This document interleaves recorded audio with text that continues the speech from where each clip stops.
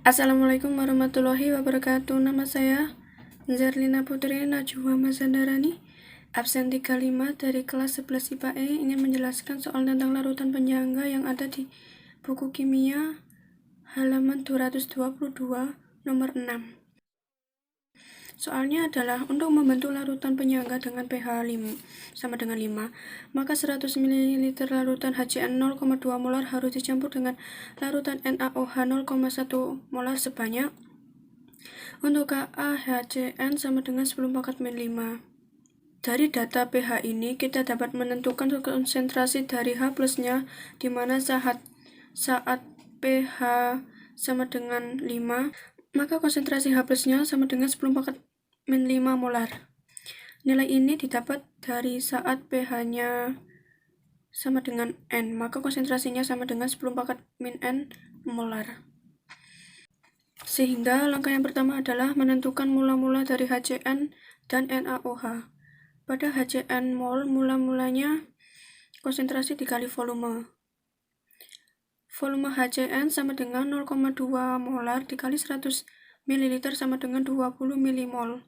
Sedangkan untuk molar NaOH sama dengan 0,1 molar dikali volume mililiter sama dengan N milimol.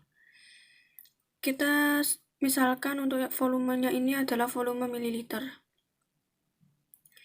Lalu kita reaksikan HCN plus NaOH menjadi NaCN plus H2O. Sehingga kita dapatkan MRS-nya. Mol mula-mula dari HCN adalah 20 milimol. Pada NaOH adalah N. Agar mendapat pH sebesar 5, maka pada HCN ini yaitu asam lemah harus bersisa sehingga mol yang bereaksinya akan sesuai dengan mol NaOH. Karena harus habis bereaksi sehingga mol yang bereaksi adalah N milimol. Begitu pula kepada NaCN dan H2O-nya karena koefisiennya sama-sama 1, sehingga sisanya pada HCN adalah 20 min N. Begitu pula kepada NaCN dan H2O-nya karena koefisiennya sama-sama 1, sehingga sisanya pada HCN adalah 20 min N. Pada NaOH habis bereaksi. Pada NaCN dan H2O sesuai dengan mol yang bereaksi yaitu N milimol. Lalu NaCN ini akan terurai atau terion akan membentuk NaCN menjadi Na plus dan Cn min, di mana mol mula-mula dari NaCN adalah N milimol, sehingga Na plus dan Cn min pun adalah sama karena koefisiennya 1.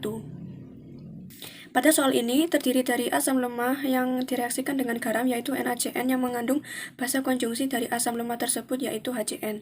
Sehingga untuk menentukan pH-nya kita dapat menggunakan konsep buffer dan di mana konsentrasi dari H plus sama dengan Ka dikali mol asam per mol basa konjungsi. Untuk mol asam per mol basa konjungsi ini adalah 10 pangkat min 5. Jadi 10 pangkat 5 per 10 pangkat min 5 sama dengan 1 dibanding 1. Lalu mol asam itu sama dengan mol basa konjungsi. Terus 20 min N tadi milimol sama dengan N milimol. 20 sama dengan 2N. Menjadi N sama dengan 10 milimol.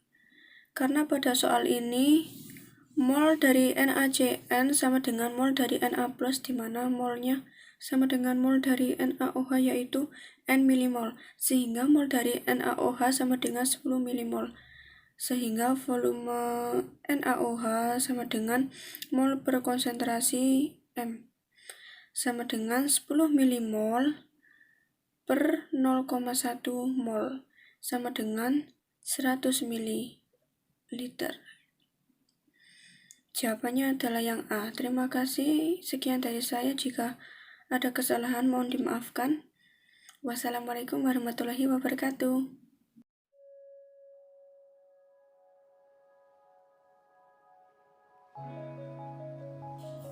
Assalamualaikum warahmatullahi wabarakatuh. Perkenalkan, saya Zerlina Putri Najwa Mazandarani, absen 35 dari kelas 11 IPA ingin melakukan kegiatan praktikum kimia berupa larutan penyangga. Larutan penyangga atau larutan yang menjaga pH dengan cukup konstan dan memiliki kemampuan untuk menahan perubahan pada pH saat pengenceran atau penambahan sedikit asam atau basa. Kemampuan larutan penyangga dalam mempertahankan perubahan pH dalam proses penambahan basa atau asam tersebut disebut dengan aksi buffer. Setelah itu, untuk gelas plastik yang pertama kita campur dengan buah naga. Untuk gelas plastik yang kedua kita campur dengan kunyit. Untuk gelas plastik yang ketiga kita campur dengan larutan garam. Kita tambahkan 3 sendok saja.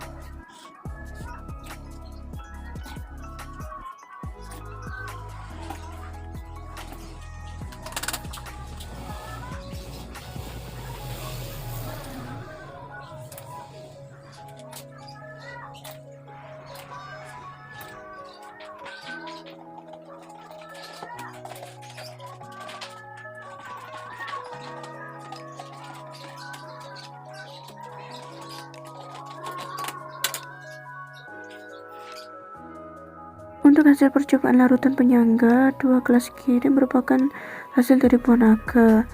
Gelas pertama, campuran dengan deterjen berubah warna menjadi ungu tua atau ungu yang pekat. Sedangkan untuk yang gelas kedua, campuran dengan air juga warnanya lebih ungu terang. Kemudian pada 2 gelas yang ada di tengah merupakan campuran dari ekstrak kunyit. Untuk gelas yang pertama, campuran ke air deterjen, warnanya berubah menjadi kuning kecoklatan, sedangkan untuk air juga warnanya lebih terang, kuning yang sangat terang.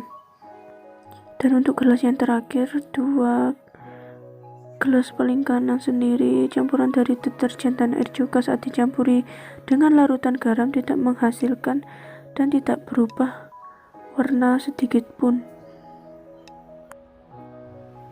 Kesimpulan, larutan garam merupakan larutan penyangga atau larutan buffer karena tidak terjadi perubahan warna sedikit pun ketika larutan garam dicampurkan ke dalam cuka atau deterjen, sehingga ini melambangkan bahwasannya tidak terjadi perubahan pH. Artinya, larutan garam jika dicampurkan 2 bahan seperti deterjen dan juga stabil pada pH-nya atau mempertahankan pH-nya, sedangkan jika ekstrak kunyit dan buah naga dicampurkan ke dalam larutan cuka dan deterjen terjadinya perubahan warna yang artinya ada perubahan pH juga. Sekian dari saya, jika ada salah kata mohon dimaafkan. Wassalamualaikum warahmatullahi wabarakatuh.